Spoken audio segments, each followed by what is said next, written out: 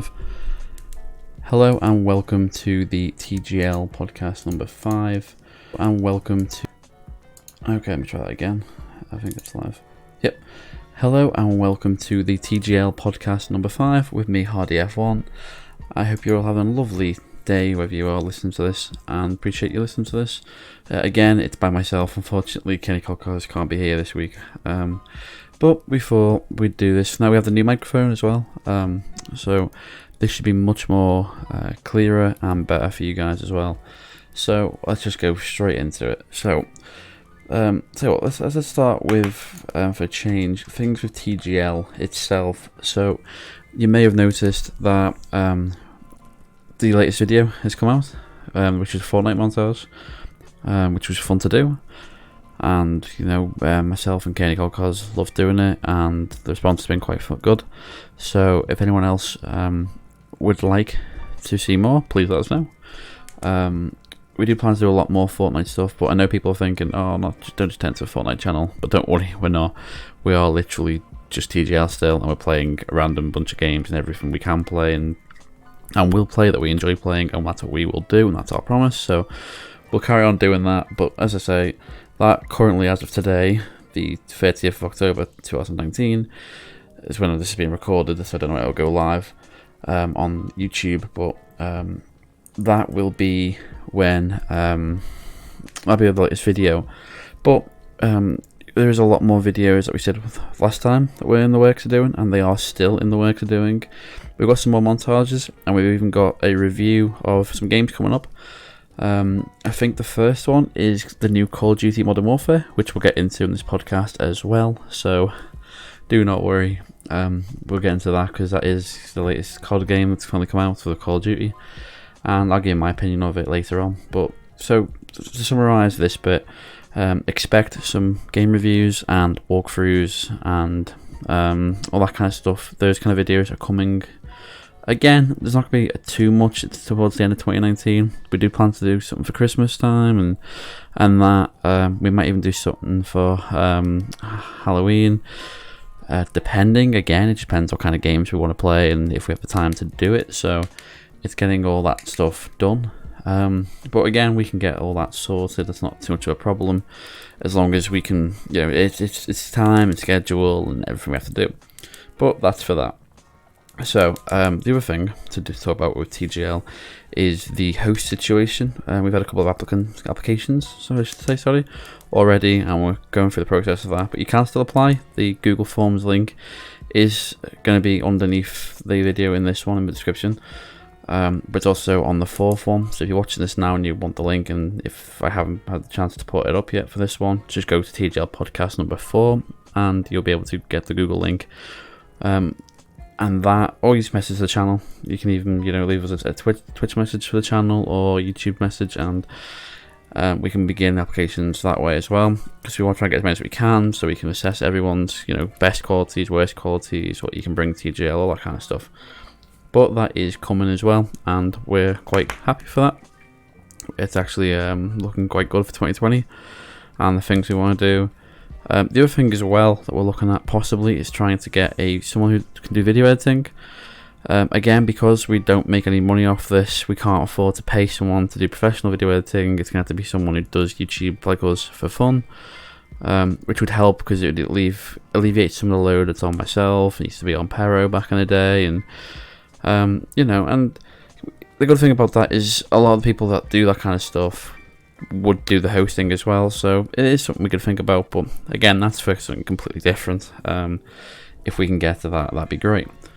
Let's try and think of other stuff I was going to talk about. So I'm going to get my notes here. So TGL itself, the current state of the game lounge. I know it doesn't look like it's been too bad recently, which is good.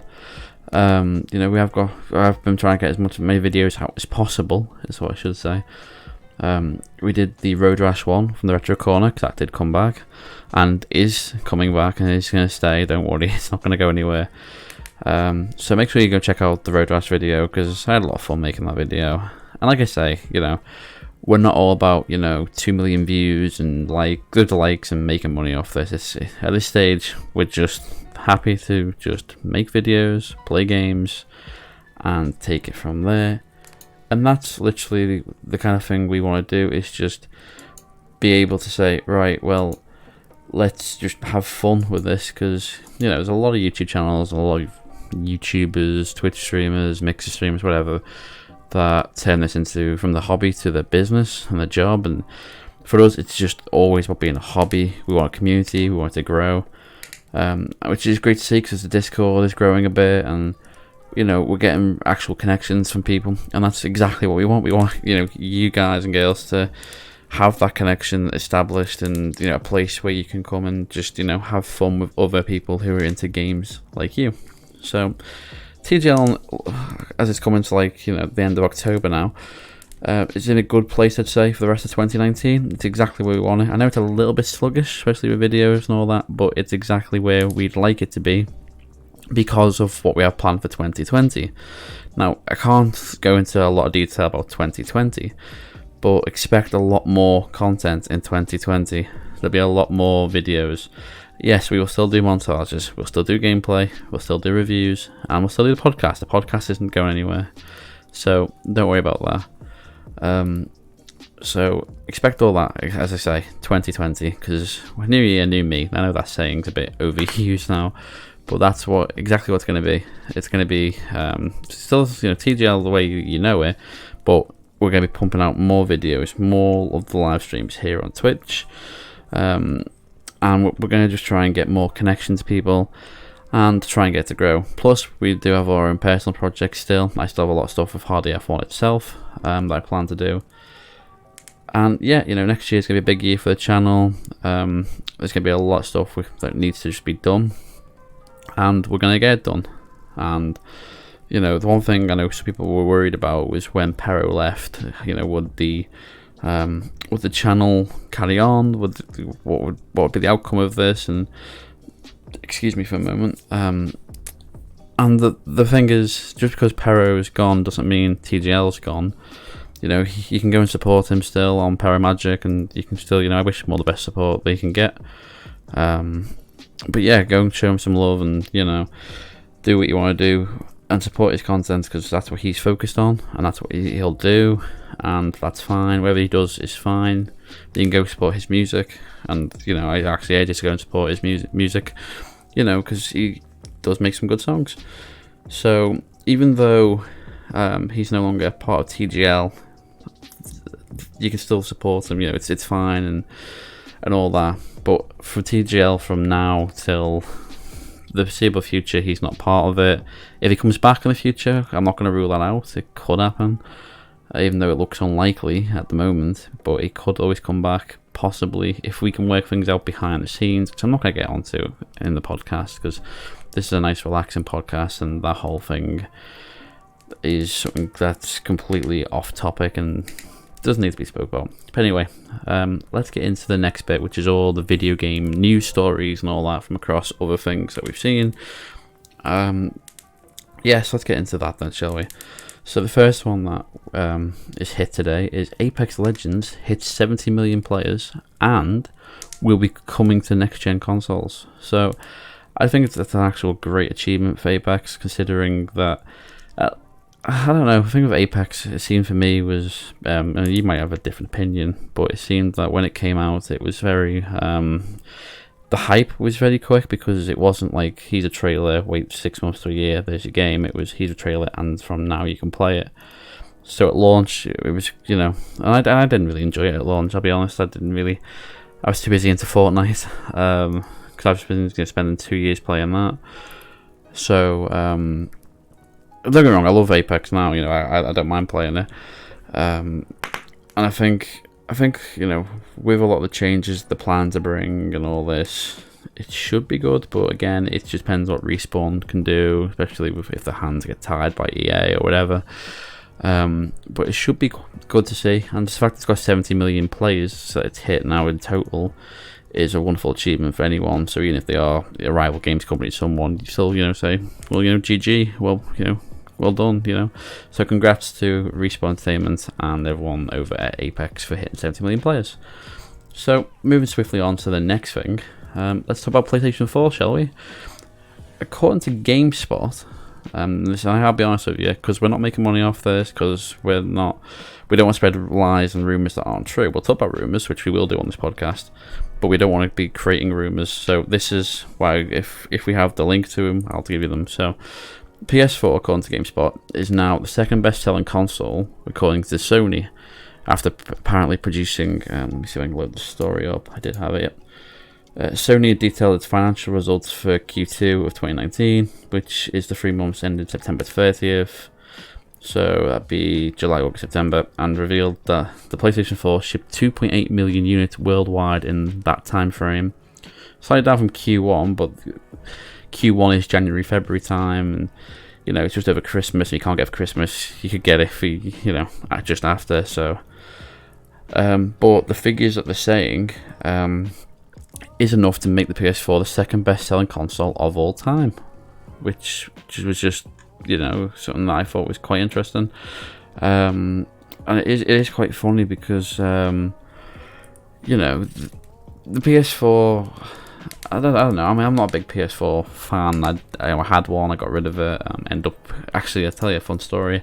I had one up until January this year, which I then sold to a friend of mine, and I got a Nintendo Switch instead because I wanted, I'll be honest, Super Mario Maker 2 and Smash. Even though I'm not very good at Smash, but Mario Kart and all those kind of stuff. Well, they're my kind of Nintendo games, And I love my Switch, and the PS4 was okay, but I just didn't use it much. But for me, there's certain things that are going to sell me towards a console or not. And with Sony's PS4, I just didn't really like the controller that much, I'll be honest with you. And also the party chat and the way it all works, it seemed a bit... I'm an Xbox boy, you know what I mean? I'm an Xbox and PC boy. I know... I'm even an Xbox ambassador, which is also another little fun trivia fact about me. So, the PS4 didn't really have much appeal to me. But I did save up and we did get one, and my brother's still a PlayStation 4 head as well, so he loves it, so I'm happy with that. But this actually relates to another story about the PS5 and Project Scarlet from Xbox or Microsoft. And don't get me wrong, I thought after the announcement of all that, it'd be okay. I'll just carry on, maybe get the next Xbox eventually. I'm not saying getting it at launch because I don't have that kind of money. But since Sony kind of talked about possible full backwards compatibility with previous generations, so if that's i.e. PlayStation 2 and PlayStation 3 and then PlayStation 4, then that might persuade me to get a PS5 and not a Project Scarlet, because I think as gamers and those who play a lot, I guess, and those who are in it a lot, we understand that if you want the hardware specs, you go with Microsoft. You want Xbox Live, you want Halo, you go with that. But PlayStation do get the better exclusive games, and I'll admit that. You know what I mean? I'm not a super Xbox fanboy. Before we'll clarify that up. I'm not a super Xbox fanboy. Okay, I just like the Xbox. I like its interface. I like how it's used. And it can always change. There's been people that have been, on Apple iPhones since the first one, the first proper one, like 2007 or whatever, and they're now on Samsungs and Nokias, and I don't think anyone's really on Nokia anymore that much. Sorry that they're going to go at Nokia, I don't mean it like that. It's just I don't know anyone personally who's on one. But, so brand loyalty isn't necessarily a thing that's going to stay. So... Again, it comes down to just at the time when they both fully announced, and you can find out what they both do, and and I'll obviously go and look at some reviews as well, and so because things like GameSpot and I don't necessarily watch IGN because I don't really like IGN's way of doing things. I think it's a bit too cheesy in their videos. And that's what I'm talking about, by the way. No disrespect to IGN because they do a good job. They do a lot more in-depth reviews. But they're a company. They're expected to do that. They're paid to do that. They have to. So it's going to be, more professional than what we can do. But we try our best, and we try to get on a more, connected level. So that's by and by. But anyway, so when it comes to that, who knows what I'll end up with? Obviously, you guys and girls will know what I end up with at the time. Because I'm currently on the One X and I love it. I was an Xbox 360 head. I wasn't an original Xbox head. That's another fun story. I was a PlayStation 1, PlayStation 2 fanboy. Definitely a PlayStation 2 fanboy. I have great memories of playing GTA San Andreas and Vice City and all these great games on PlayStation. My first game, Star Wars Jedi Starfighter, was it? The one with the Starfighter from Naboo. I had that and F1 2000. They were my two first PlayStation 2 games. So, for the fact, and of course, Time Splitters 2, in my opinion, the greatest game ever, because I just love that game so much. And bear in mind, it was made from the people who made GoldenEye 64, which was hailed as this fantastic game. And the fact that Koch Media have now bought a few months ago now, they'd bought the rights to Time Splitters, and they were producing some kind of Time Splitters game. It's got me hyped up, and I really can't wait. So I can't wait for that. It's gonna be quite cool. But anyway, let's go on to the next thing, which was the EA Steam deal. I don't know if I'm pretty sure you'll be able to find it, even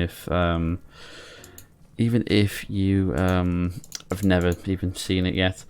Basically, as you'll know, with EA, they have like EA Access and all that, but all their games were literally just, I think for PC, it's on Origin, like Apex and all that, and they've now had a deal with Steam to bring games to Steam, and they've also talked about live games, which I don't know if I didn't get to see it fully because I was in quite a rush for this, so I do apologise. But I think that's more about games that are like Apex, where it's just online.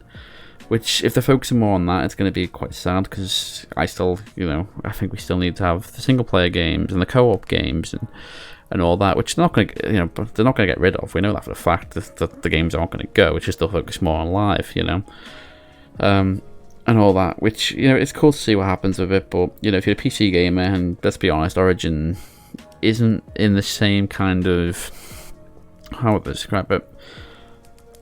If you say PC gamer, people think of Steam. A bit like if you go on the internet, you'd Google it, you wouldn't Yahoo it first choice. But people do Yahoo it, and people do Origin. But a lot of people use Origin for Apex, but it's, and maybe The Sims and all that. So it's like Microsoft saying they were going to put Halo on and Gears on Steam. They know where the market is. They know they get a deal sorted and rights, money, and all that gets sorted, and it works out for all of them, which it should do. So and plus Steam being the more, I think it's, I'm pretty sure it's still the most popular service for games on PC. Again, a lot of game companies have their own either launcher or client. Blizzard have the Call of Duties and everything else. You have Battlestate Games with Tarkov, which I'm pretty sure companies like Steam and that would love to buy, to be able to put on their storefront, I guess. Because Tarkov is a fantastic game.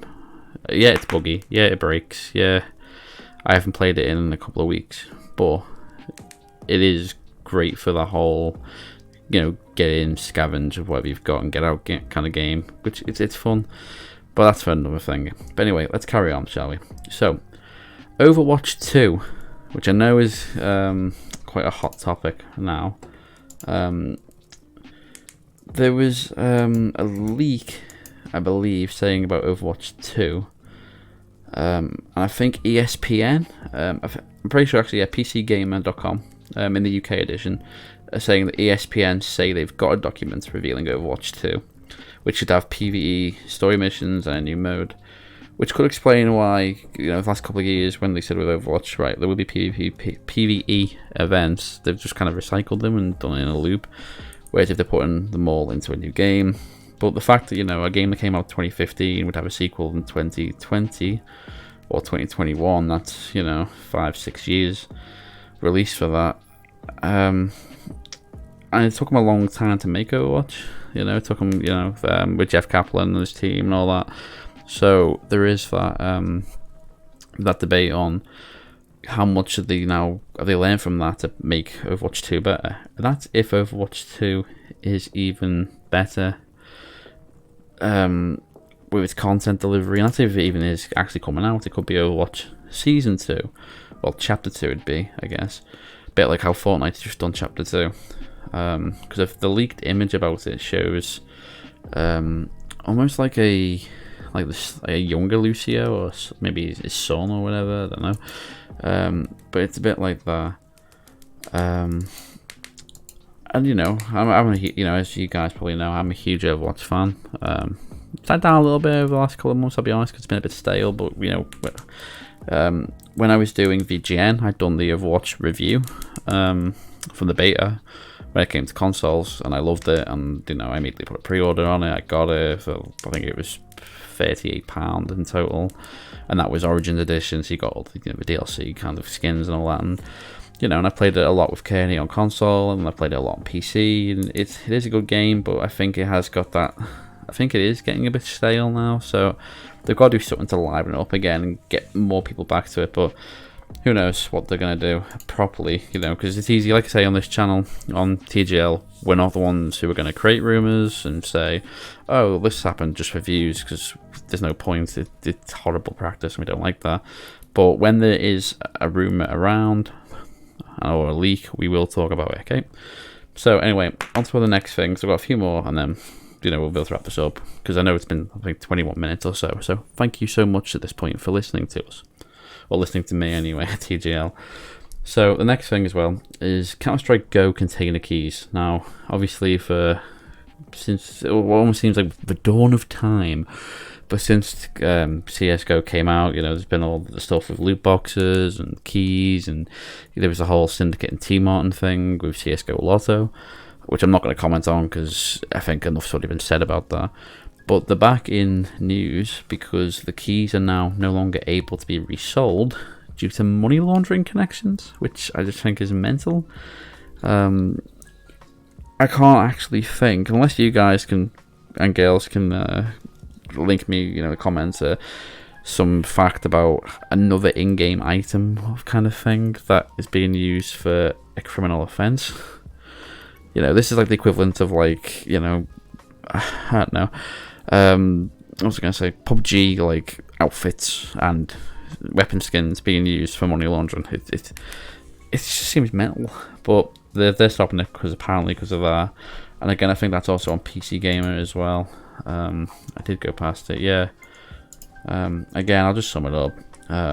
Purchase with real money and used to unlock the game's equivalent to loot boxes can no longer be resold, which means you can't sell it on the Steam community market, and that's because Valve have learned they've been used to launder money. And I guess there's plenty of legitimate customers who are just buying and selling keys. You could go to like G2A and just buy a key, sell a key, buy a key, sell a key, whatever you need it for, and all that. And I think Valve have already said in a statement that pre-existing CSGO container keys are unaffected and they can still be sold on the Steam community market. Any new ones, it's a no-go. But again, that's hopefully it gets sorted. And I just thought it was just really odd to find something to do with money laundering. I just thought it was a bit weird. So yeah, what else have I got on my notes here? Yes, Epic Games. Actually, speaking of Epic Games, let me just load up the page I wanted to find again because I had it earlier.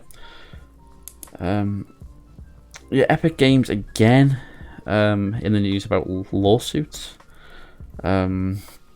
Originally, there was the one with the Carlton dance, I think it was called, and which went to court, and they were like, well, you can't own the rights to a dance, so it's like, okay, fair enough. Excuse me. But I think it was around the 10th or so of October, they were being sued by a couple of families over making a game knowing that it was going to be addictive. Because since the World Health Organization classed game addiction as a disorder and a mental health condition, medical. I think they're going off. I think this lawsuit is off the similarities of, if I remember reading it correctly, it was a 2015 Canadian case about tobacco companies not warning people about the danger. But the difference there is that actually has a credible danger to pretty much anyone who smokes. Whereas people like me and even like you guys, I'm sure the majority of you don't sit on Fortnite for 10, 12, 15 hours a day. You might play it for a couple of hours one night, none the next, 1 hour the next. You have breaks, you go to the toilet. There's a lot of kids. Maybe. I mean, different generations and all that. And it also depends, again, and this is up to, you to decide, or whatever, for your own opinion, on parenting skills and what you deem is okay for, in terms of parental controls, of I'm okay with my son or daughter playing it for this long, or I'm not okay for this long. It's where do you draw the line? Because, again, no one knows, There are kids now. Little interesting story. I was in high school, just going back a few years now. When would it have been? 2011. There you go, 8 years ago. And I was in my final year of high school. Because this is back when you could just leave when you were 16 and not have to go and do college, which I did anyway. I did go to college, so that's fine. But we had to do our work. Oh, what's it called? The work experience. There we go.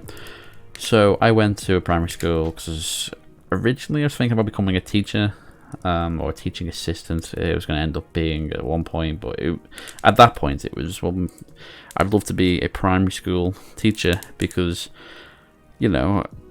when you've got kids that young, if you can help with their development of reading and writing, and I'm pretty sure a lot of kids can say, oh, I remember this teacher and how good they were, and I wanted that experience. I wanted to be able to get to an age where you retire from teaching, but you realize how many kids can read, speak, learn, and be creative because of your input, which I think is just wonderful. Teachers don't get enough praise for what they actually do.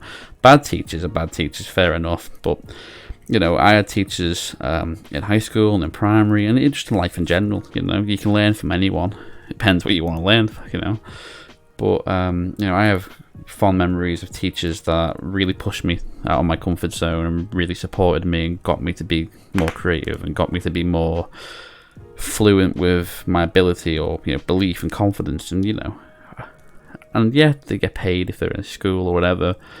But, just a generic teacher anyway can teach you a lot, and that's grateful. But anyway, that's all, that's a different topic altogether. But at the time, being 16, I was thinking maybe I can go and become a teacher. So I went on this place for 4 days, because it was the last 4 days before they broke up for summer. Because luckily the primary schools were finishing on the Thursday, and the high school finished on the Friday. So I was meant to do 5 days. But because I went and done the school, they said, yeah, you can just do the 4 days, it's fine. Happy days for me. And what surprised me was I was working with what are classed in England and Wales as year 1 and year 2 students, which is about 5 to 7, if I'm right. Yeah, it's 5 to 7, yeah. Because after reception year, and so it's that kind of age. And I was with the teacher. In fact, fun fact, it was my old primary school, and my old teacher was still there, and I've known her for years, so because she helped me a lot. So I was her teaching assistant for the 4 days, and I loved it, and it was so fun to learn. But what surprised me was one day we were doing maths assessments, and she asked me to go and do them with the kids, give them the assessments and see what the like, because it was something like tick squares and don't tick circles and 2 + 2 is, and and that was what we did. But the amount of kids that would say to me, "Oh, Mr. Hardy, have you played Call of Duty? Because I shoot bad guys and I play this." And I was thinking, you're like 5 and 6, and why would she be playing Call of Duty at your age? And some of the language they were using, that's language you might use at my age, and as adults, but you wouldn't use it there. And I remember saying to the teacher at the time, I was like, I'm actually quite stunned by that. And she's like, yeah, back in the day when I was a kid, it was, I want to go play football, I want to go outside, I want to have fun. And I played a lot of football when I was a kid. I used to like it. But that was something that surprised me. But again, it comes down to parenting, situations, responsibility, and all that. So, there's a right and a wrong probably, but who's to say what's right and wrong? I'm not going to get into that. But there's a fun little story for you on the podcast of just realising how many 6-year-olds and 7-year-olds are playing Call of Duty. And one of them actually mentioned about teabagging, which is obviously they don't understand, the meaning and implications behind that. But the fact they're trying to speak to me about it when I was 16, it's like I've got 10 years on you. There's, something that we were doing, back in 2009, 10, 2011, the height of Call of Duty Zombies and Modern Warfare 2 and 3. And, me and my mates would smash that game. And, you know, we were teenagers, the game was like, gotta be 18 or 16, whatever. We weren't quite 16, but, our parents knew you could trust us with it. Things like GTA, I'll be honest, I was 7 and I played GTA because I had a brother who was a lot older than me who had it, and my parents could trust me. So, it can be fine. But I never once spoke about playing GTA when I was 7. I didn't get what I was doing. I was driving around a lot and, just doing the missions and, but that's a different thing. I'm not going to get into that, but there's a little fun story. But anyway, let's go on to the next thing then, shall we? So, the thing about the lawsuit that I was trying to say is they're now suing a playtester who played, the early versions of Chapter 2 and the New Island and all that stuff. And they're now suing them because they think that they leaked the information. And when you're a playtester, like same when you play betas or when you play alphas or whatever, you have to always agree to what's called an NDA, which is a non-disclosure agreement. Now, I did it when Sea of Thieves launched their first beta. I played in all of them. Luckily enough, I was selected. But I couldn't record it. I couldn't really, even on the paper or on the screen when you sign a document, it says you cannot tell family members about it. You have to close your curtains and close your door because, if for any reason someone suspected you had access to like early stuff that they didn't want to share yet, you have to block it out. So I didn't take it. My friends were like, "Oh, Hardy, you've been playing Sea of Thieves. What's it like?" And all I can say is, it's good. I couldn't say, well, I like this bit or this bit. Apart from what has already been publicly released and was okayed by Rare, you can't, say stuff too much or whatever. There's because you get into legal trouble. And this is exactly what they're saying with Epic, is this playtester signed the NDA, but whether he sold his information to, I don't know, someone or just leaked it for the sake of leaking it, maybe didn't realise there was an NDA or whatever. Which is not an excuse, by the way. If you get something for a playtester, you just go, yeah, agree, yeah, whatever. You have to make sure you obviously read it. And a playtester probably gets paid as well for their feedback and all that. So that's a whole lawsuit that they're filing, and whatever happens from that will be interesting to see. Which, it's different to like a hacker or anything like that. So we'll see with that. And the last bit of game news to wrap up this section is Death Stranding. The massive PS4 game by Hideo Kojima has been announced that it's coming to PC in 2020, but no word about Xbox. Which again, I think that is obvious. It's not going to really come to Xbox because it's a Sony-backed studio for Hideo to, go and create these great games. And the thing that I always like about Hideo Kojima, obviously Metal Gear, because I loved 4 and 5 was okay, but you could tell it was a bit crap. But I loved Metal Gear Solid 4, Guns of the Patriots. That on PlayStation 3. Another fun little trivia fact, I was one of the very first instructors on that game because I had I applied myself and I was able to pass people the whole thing. And I used to run drills for people, I'd be like, right, do this, do that, shoot this, do that, this is how you do stuff, all that. And then you give certification. And I used to love that with Metal Gear Solid 4. Which was a PlayStation 3 game at the time. It was a big Xbox 360 head, so it was that saying something.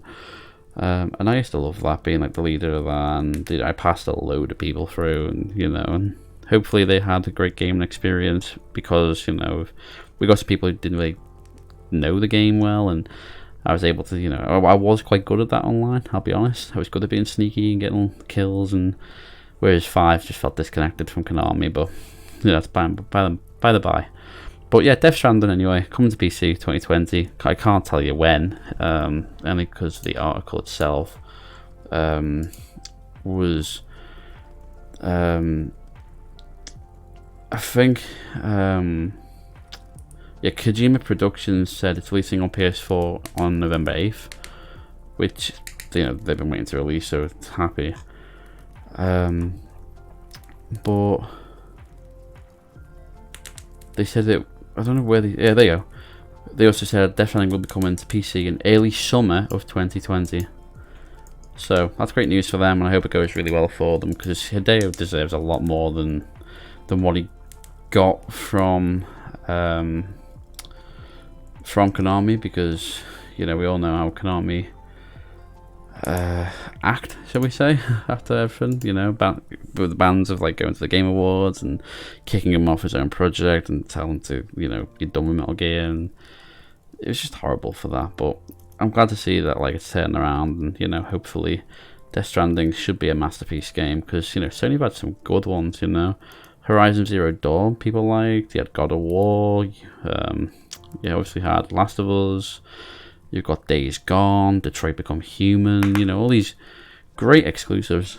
And if you want the better games, then Sony's getting them, and Microsoft's more. But we own IPs, which is just Microsoft Junior basically, and it's all that. And if you don't want any of that, but you want to be able to do mods or have better graphics over, get a PC. There you go. So yeah, that's all for terms of game news. A couple of more mentions though. We'll talk about Twitch versus Mixer, because that is big right now, I guess. It started with Ninja going from Twitch to Mixer, and we all guessed that Microsoft would be offering him a lot of money to do that move, so he did. Then they announced Shroud. So there's the two like biggest people on Twitch gone straight to Mixer, and then King Goffalion has now announced he's now on Mixer. So the questions that are being raised are, well, who's next going to Mixer? And just because they're on Mixer, will that, I think what they're hoping for is that, like, Mixer becomes more popular, and everyone's on Mixer, and everyone's like, oh yeah, don't forget Mixer.com. But, people like Dr. Disrespect, for example, he's, the face of Twitch, as he would put it. I don't see him going to Mixer. The thing is, again, it comes down to people's livelihoods. If Twitch is saying, right, well, he's $1 million and we take 60% and you get 40, that's 600,000 to Twitch and 400. I'm not saying he gets that, by the way. This is just a generic example. But but Mixer say, or Microsoft say, well, here's 5 million. Come join us, and you keep 80% of your stuff, and we get 20, but we get to run the ads. Then it's a no-brainer for most people. But because Shroud and Ninja are all on Mixer, and Twitch is still the bigger platform, people like Dr. Disrespect and Timber Tatman and Dr. Lupo and all them should, and Summer and all them will probably inherit a few more subs, and a bit more attention, a bit more views. Which, for those who are dedicated to Twitch, don't get me wrong, I had the option to go to Mixer back when it was Beam. And because obviously being a small streamer, it's not like you're gonna make loads of money off it. It's not my kind of thing anyway. But I do like some of their ideas. The low latency thing is cool, but when Twitch bring up lower latency and things like squad streaming and all that, which I just love about Twitch. But again, there's all the drama, shall we say. I don't want to sound like Keemstar and drama there. The things with like Alinity and her cat and things that have been done on Twitch that don't get banned for, and then there's things that you would never get banned for, they ban you for. So it's like, well, since Amazon took over, is it the same old Twitch? Because on the surface it can feel like it, and it can also feel like it's not the case. But again, that's down to personal experiences. So, but by the way, for those wondering, I'm staying on Twitch. That is twitch.tv/HardyF1. I don't have a schedule, but if you follow at AndyHardy360, which is my personal Twitter, there'll be a link probably in the bottom of this if I remember to do it. You can then follow me when I do live streams. And of course, the channel, The Game Lounge Live, is still on Twitch, which is what we're live streaming this to. So again, we'll wrap it up now because it's nearly been 40 minutes, just like the last podcast. I just want to obviously thank you for taking the time to sit there and just listen to me ramble on about all this kind of stuff. But yeah, just to sum up, TGL's future is looking good. Its present is stable, which is all we can really ask for it from now. And obviously you can still join. We still want you to be a part of TGL. We want people who make videos. And again, like I always try and say, it's not about the quality of the video. It's about actually getting something out there that just if you work on it and if you put effort into it, you get the effort out of it with TGL.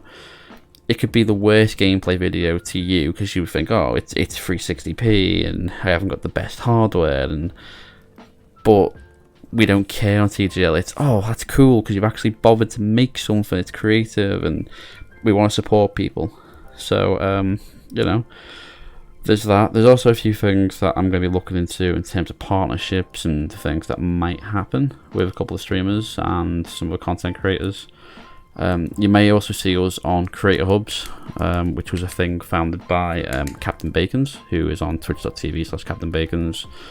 And Creator Hubs itself is separate from his personal stuff, but it's literally for all content creators who have channels and all that, and you know, we'll be putting things out there as well, which is quite cool. And then that's a massive Discord server now, so you know, there's things like that. And you know, I want to take TGL to places I didn't think I ever would take it to, like, past the limitations of a single YouTube channel, a single stream. You know, to be able to get a community and to have that fun and an experience with others who share the same interests you do. You know, if you went back to 2014 and said to me, well, you're going to have a community, you're going to have a game PC with good specs, you're going to have, you know, this sense of, you know, Discord and games nights and all this and podcasts, I would have said, me, nah, I've got RDF1, that's not even anything anyway, apart from the odd game clip and memes, because that's what it used to be. So I am really proud of where it's come from. And yeah, you know, people might say, well, where's the success come from? And you know, you can remember I had What the Game and VGN. VGN was okay, it was alright, you know, we're getting a couple hundred views a video. But the fact they failed teaches you a lot more and allows you to have a different approach for something else. So for TGL, we have a completely different approach, and you know, we're enjoying it. And you know, we've dropped the whole stigma of we've got to make it big, because with VGN, especially because it was, you know, 5 or 6 of us, even 7 at one point. It was, we've got to make it big, because then, you know, we'll be like as big as in the UK the Sidemen, because you'd a group of people, or big as FaZe, you know. That was like the goal back then. Even though we knew realistically deep down probably not going to happen. Whereas TGL is just, listen, we don't give a flying monkeys about you know, making money or views. This is just putting the fun back in it. You know, because people will say, you know, there's a lot of problems with YouTube and the algorithm's broken, yada yada yada, things that we haven't heard before that we have. But while all that goes on, we just want to make videos. You know, we're not worried about demonetization, because we're not monetized to start with. So we can put out the content we just want to put out, and if people like it, that's great. If people want to join, it's even better. You know, if we can get to like towards the end of wherever TGL is while I'm still running it, and if I could ever, you know, if I ever have to retire from it, if I ever have to stop doing it and like pass it to someone else, I just want to be proud of the fact that we have a community, and you know, it has an impact on someone's life enough that it matters to them. So that's what myself and Kenny Kolkos believe in, and Pero believed in, and all that. So, you know, TGL is looking good for the future. Again, the game news we've gone over, because every week that I do this, I should say, because not every week this is going to go live, we try to find game news stories that are interesting to talk about, and you know, and all that. Oh, I did promise earlier as well, I know I forgot nearly, about Call of Duty Modern Warfare. The review will be coming soon. I think it's okay personally, there's a little spoiler, but the review will go into much more detail about what's hot, what's not, and what's a load of shit. See, I wouldn't say that swear word then if I was getting monetized, because they'd demonetize it completely, but I really don't care about money with TGL. TGL is just a fun project for gamers, by gamers, who just want to come together and have fun, you know. And I'm going to get a little bit political here, but the world's already got enough shit in it. There's already enough down things, there's already enough bad things. But if we can help each other out and just say, listen, whatever goes on, goes on.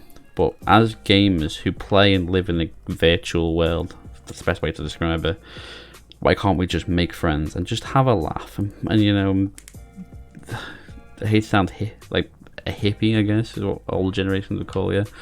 But let's just get on, let's just be friends, let's just play games and enjoy the fact that we're socializing, we're playing. You know, if TGL ever gets to a point where like we can go to conventions and be like, there's a meet up here, and we can have loads of people come just for a meet up and be like, oh yeah, it's great to see you, meet you, and you know, talk about video games and play games and other things as well, you know, like we do still talk about things happening every day. Sports, if you're into fashion, I mean, personally I'm not, but you know, you're always welcome to come and talk about fashion, or you know, post photographs, music and creative art, whatever it is. That side is still also in TGL, but obviously TGL itself is about video games and always will be. But anyway, I've been digressing. It's been 45 minutes. I hope you've enjoyed this podcast. I do enjoy making them, and obviously we'll keep trying to get Kearney available when he is, you know, because let's be honest, I know he doesn't seem like he's here half the time to some people, but he does have a lot of responsibilities in his life, which I respect and admire, because he's a very strong person. And I don't mean, you know, necessarily in terms of that, but he's the strongest person I know mentally.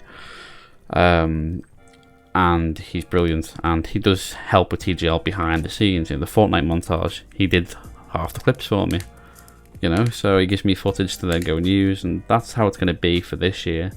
And probably, if we're honest, next year it's going to be more a lot with me and whoever else I can get to do the shows.